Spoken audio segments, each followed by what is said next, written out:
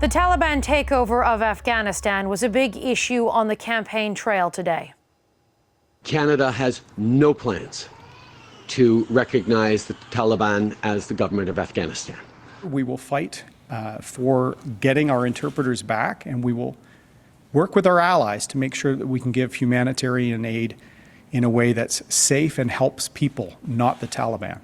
It's really clear that the Taliban is a terrorist organization, and it's an organization that we should not be, we should not recognize. There are reports of rampant war crimes, including public beatings and flogging of women, sexual violence and forced marriage, all of which have occurred in the areas captured by the Taliban.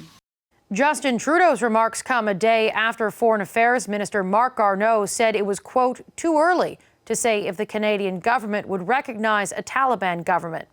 Thousands of vulnerable Afghans are stranded in the capital, fearing for their lives. Among them, hundreds of who helped Canada's mission to that country. The Taliban said today no one who worked with foreign powers during the war will face retribution, but there are questions about whether those statements are credible. John Manley served as Canada's Minister of Foreign Affairs during 9/11 and the subsequent invasion of Afghanistan. He also chaired the 2008 independent panel on Canada's future role in Afghanistan. Mr. Manley is in Ottawa. Mr. Manley, thank you so much for speaking with us today. I'm going to jump right in and ask you about the Liberals. They've changed their position in the past 24 hours, and with that, all major party leaders are in agreement that Canada cannot recognize the Taliban as a government that is legitimate. Is that the right approach? Well, it works for today, but at some point there's going to have to be varying degrees of engagement. I mean, there are criteria in international law for recognizing governments in terms of how they manage their affairs, but it's not about whether you like them or not. And I think that's an important thing to remember, that recognizing the legitimacy of a government doesn't mean you particularly like it. So I think we'll see how this unfolds. But for the sake of the Afghan people, Canada and Canadians have to remain somehow engaged with what's happening there, at least on a humanitarian basis. From your perspective, does it help or hurt Afghan people, regular people who are trying to live their lives? If Canada does not engage with the Taliban, does that do anything to either help or hurt the cause of the regular people in Afghanistan?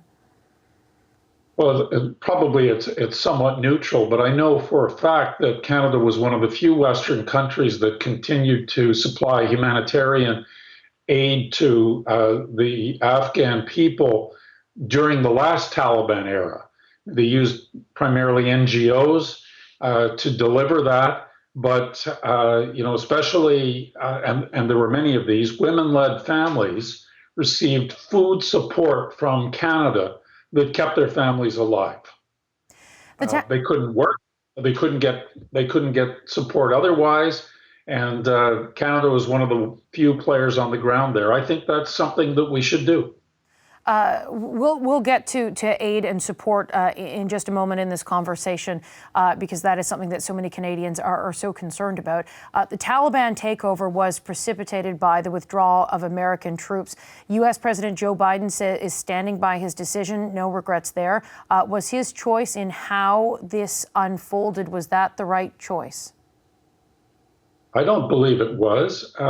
First of all, as soon as he set a date, and remember, he inherited a lot of this withdrawal from Afghanistan from his predecessor, and it has to be admitted that the American people clearly don't have a stomach for it and largely support withdrawal. But once you say, okay, we're going to be out by September, then you completely demoralize the Afghan National Army and Security Force. And I think what happened, although President Biden didn't predict it, he predicted it otherwise, was actually foreseeable. And I think now we're seeing intelligence sources saying that the demise of the Afghan government became inevitable. And this sets the stage for what will be, I think, for President Biden, a tough thing, which is to see the Taliban flag flying over the U.S. Embassy in Kabul on September 11th. I was going to ask you about that. What do you make of the last 20 years when Canadians look and try to assess the past 20 years, not just Canadians, but the West in general, when the 20th anniversary of 9/11 is a moment that is marked where a Taliban flag is flying over the presidential palace in Kabul? What does that mean? What does that mean for the last 20 years? What do the last 20 years mean?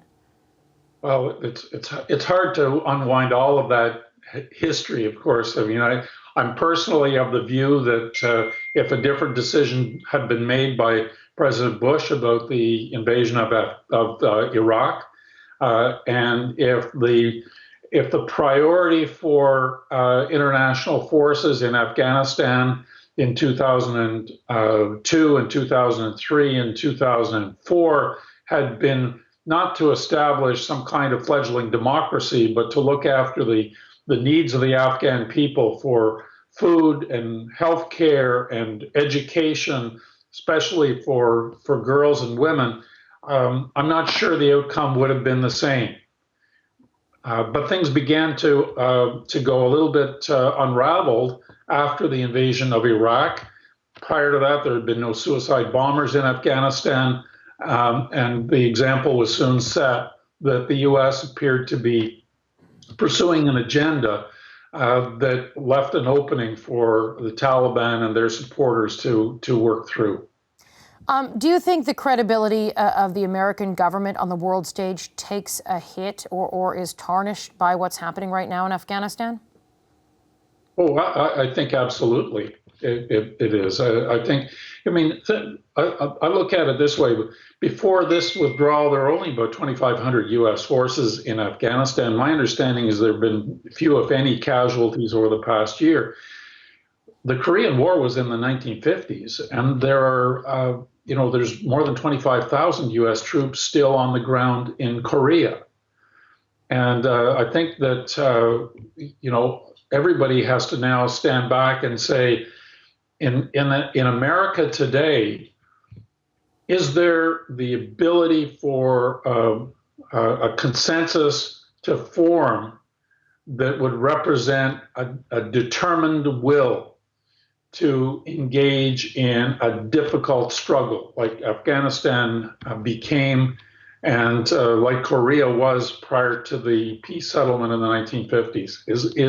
Is America able, do they have the stomach for this anymore? And if not, what does that mean for other potentially threatened areas? Think about the Baltic states. Think about Taiwan. Are the Americans really willing to stake blood and treasure on being the world's policeman? And really quickly, do you think that the Americans do have the stomach to do that right now? What I fear more than anything is the lack of ability for any political leader of either of the major parties in the United States to coalesce opinion in the public around a common purpose. And I think that's a great tragedy, because even though we're Canadians, we always like we always like to complain about the Americans when we're not envying them. But the truth is that we were reliant upon them as the foundation for much of the institutional and international framework that has been dominant in the world since World War II. And now I think you have to say that world order is fraying. And part of the reason for that is that America is once again turning inward. Mr. Manley, thank you very much for your time and your insight today. My pleasure. I'm sorry it was so pessimistic. Hi, I'm Vashi Capellos, host of Power in Politics. See more of our show by subscribing to the CBC News channel or click the link for another video.